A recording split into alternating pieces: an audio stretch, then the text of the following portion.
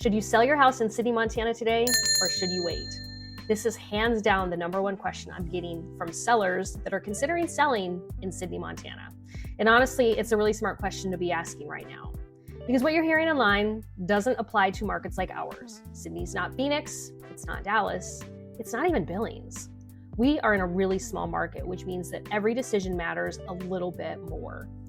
So I want to walk you through what that means and how I look at it as a listing agent here in Sidney, Montana, so that you can make a decision based on your personal situation and not just the headlines. So the real part of the question really is not, should I sell or should I wait? I feel like the real question is what happens if I wait and what happens if I don't. Every single decision in real estate has a trade-off. That's just the reality. I think a lot of sellers feel stuck because they're waiting for that perfect time, when in reality, their perfect time really does not exist. There's just different outcomes depending on the path that you choose. Once you start thinking about it that way, the decision does become a lot more clear. What's happening locally? In a market like Sidney, we're not dealing with hundreds of buyers every single weekend. We're dealing with a very small group of more specific buyers looking for very specific things. But they have to be a little more adaptable because we have less items and less properties for sale in Sidney, Montana.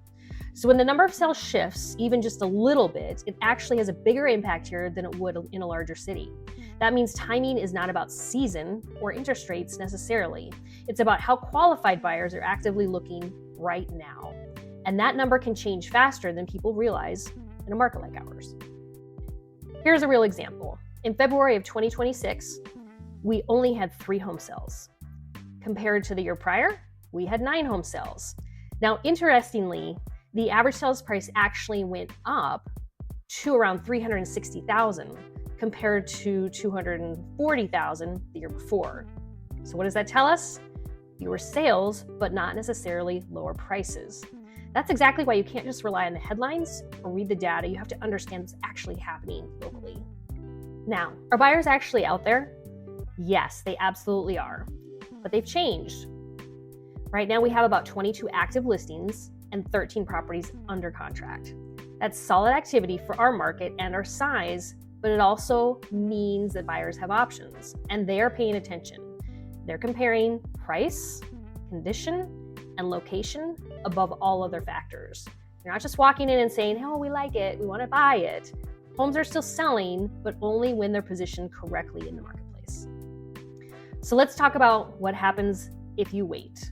Let's talk about the waiting. A lot of sellers are thinking, I'll just wait until things pick up a little bit. I get that. Feels like the market's not moving super fast, understandable. But even if you look at January, we had 8 sales in 2026, and that was compared to just 4 sales the year before. So activity shifts, and the real question is, are you waiting for something predictable or something that may not happen the way you expect it to happen? Because waiting is not neutral. Waiting is a decision as well as waiting or not waiting. Okay, so what's the actual cost of waiting? Well, things that you probably already have in mind. Here's a breakdown that we really don't talk about enough to consider. Waiting absolutely has real costs. Things look like mortgage payments, property taxes, insurance, ongoing maintenance. And in the smaller market like Sidney, if you miss that window where buyers are actually active, it might not come back around again as quickly as you might have hoped. So you're not just waiting, you're holding the property, just hoping and waiting that you're on market when the right conditions actually could improve. So when does selling actually make sense? If you have a clear next move, if your home is in good condition, and you're willing to price it based on today's market, not where the market was a few years ago, then selling can absolutely work. Even right now, we are still seeing prices stay strong on homes that are positioned correctly in the marketplace. Buyers are still paying, but only when it makes sense to them based on the 3 factors we talked about. It's price, its location, and its condition. Now, to be fair, we know there are definitely situations where timing is not great based on a number of factors. It could be a recent death in the family. It could be you're not emotionally ready. It could be you're not financially ready to make a move. Or it is possible the home may need significant upgrades. If your situation is not yet clear, then yes, waiting may be the better decision. But notice that's about your situation and not the market. Now, just hoping that the market magically improves is not a game plan. Have a game plan before you make a decision and be prepared for what that decision may lead you to, but at least know what your options were before you make that. So what actually matters more than timing? Strategy. Because right now we're seeing fewer total sales, but higher prices in some cases, which tells us what's important. The right homes are still sitting and gaining attraction and getting offers depending on appeal and condition, but higher prices in some cases.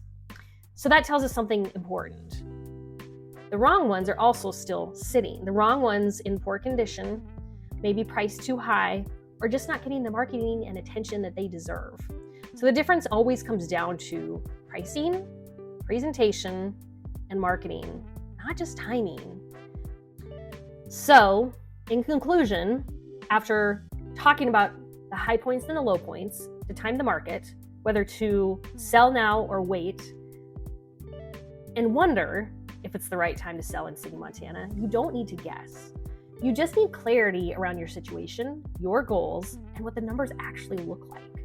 If you want help walking through that, I'm always open and happy to have a conversation. There's no pressure. I just want you to have real information so you can make an informed decision about what your next step should be.